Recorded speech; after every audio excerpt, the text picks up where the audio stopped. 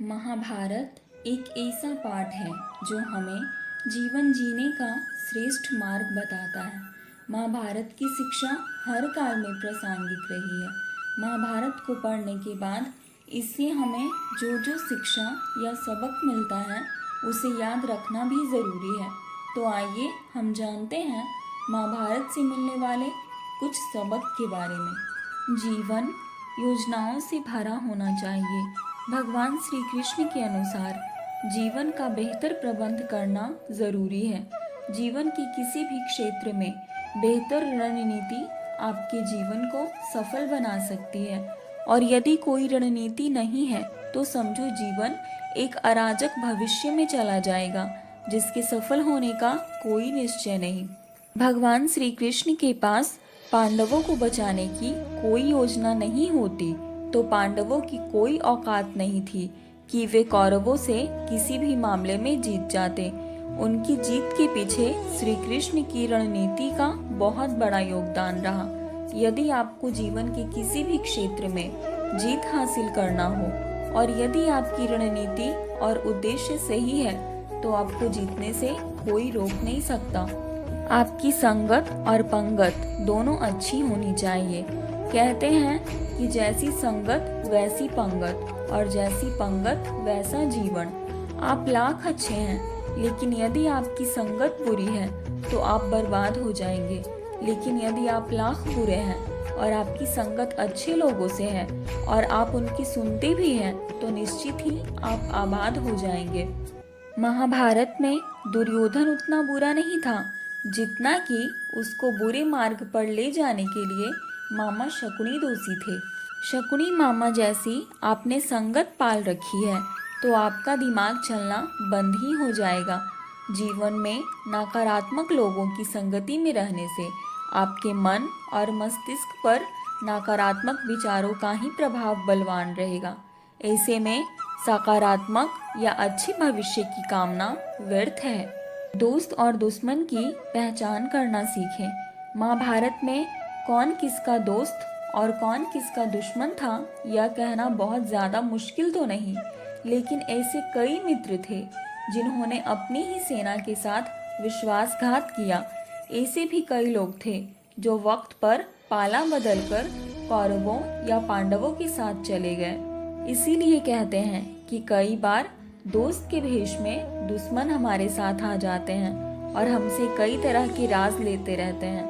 कुछ ऐसे भी दोस्त होते हैं जो दोनों तरफ होते हैं। ऐसे दोस्तों पर कतई भरोसा नहीं किया जा सकता, इसलिए किसी पर भी आंखें मूंद कर विश्वास नहीं करना चाहिए। अब आप ही सोचिए कि कौरवों का साथ दे रहे भीष्म, द्रोण और विदुर ने अंततः युद्ध में पांडवों का ही साथ दिया। ये लोग लड़ाई तो कौरवों की तरफ से लड़ रहे थे, लेकिन प्रशंसा पांडवों की करते थे और युद्ध जीतने के उपाय भी पांडवों को ही बताते थे। हथियार से ज्यादा घातक बोल वचन। यह बात तो सभी जानते होंगे कि किसी के द्वारा दिया गया बयान परिवार, समाज, राष्ट्र या धर्म को नुकसान पहुंचा सकता है। महाभारत का युद्ध नहीं होता यदि कुछ लोग अपने वचनों पर संयम रख लेते। आपने द्रौपदी का नाम तो सुना ही है। इंद्रप्रस्थ में एक बार जब महल के अंदर दुर्योधन एक जल से भरे कुंड को फर्श समझकर उसमें गिर पड़े थे तो ऊपर से हंसते हुए द्रौपदी ने कहा था, अंधे का पुत्र भी अंधा। बस यही बात दुर्योधन को चुभ गई थी, जिसका परिणाम द्रौपदी चीरहरण के रूप में सामने आया।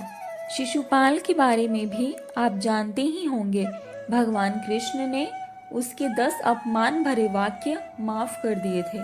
शकुनी की तो हर बात पांडवों को चुभ जाती थी।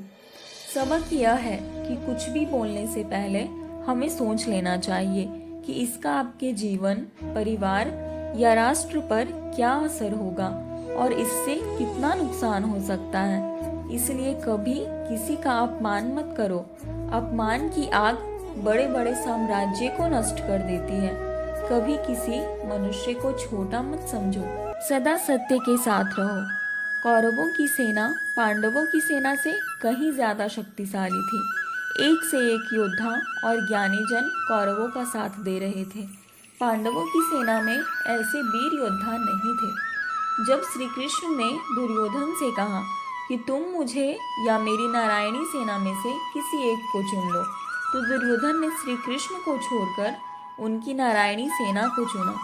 अतः पांडवों का साथ देने के लिए श्री कृष्ण अकेले रह गए। कहते हैं कि विजय उसकी नहीं होती जहाँ लोग ज़्यादा हैं, ज़्यादा धनवान हैं या बड़े पदाधिकारी हैं। विजय हमेशा उसकी होती है जहाँ ईश्वर है, और ईश्वर हमेशा वही है जहाँ सत्य है। इसलिए सत्य का साथ कभी न छोड़ें, अंततः सत्य की ही जीत होती है। आप सत्य की राह पर हैं और कष्टों का सामना कर रहे हैं, लेकिन आपका कोई परिचित अनीति, अधर्म और खोटे कर्म करने के बावजूद संपन्न है, सुविधाओं से माला माल है, तो उसे देखकर अपना मार्ग न छोड़ें। आपकी आंखें सिर्फ वर्तमान को देख सकती हैं, उसके भविष्य को नहीं। लड़ाई से लड़ने वाले मिट जाते हैं। जिंदगी एक उत्सव है, संघर्ष नहीं। लेकिन जीवन के कुछ मोर्चों पर व्यक्ति को लड़ने के लिए हमेशा तैयार रहना चाहिए। जो व्यक्ति लड़ना नहीं जानता, युद्ध उसी पर थोपा जाएगा या उसको सबसे पहले मारा जाएगा। महाभारत में पांडवों को यह बात श्री कृष्ण ने अच्छे से सिखाई थी।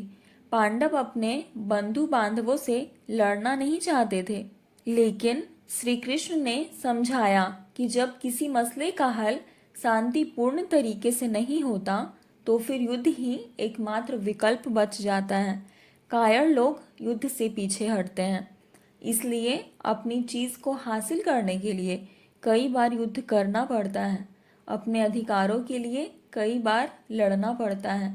जो व्यक्ति हमेशा लड़ाई के लिए तैयार रहता है, लड़ाई उस पर कभी भी थोपी नहीं जाती।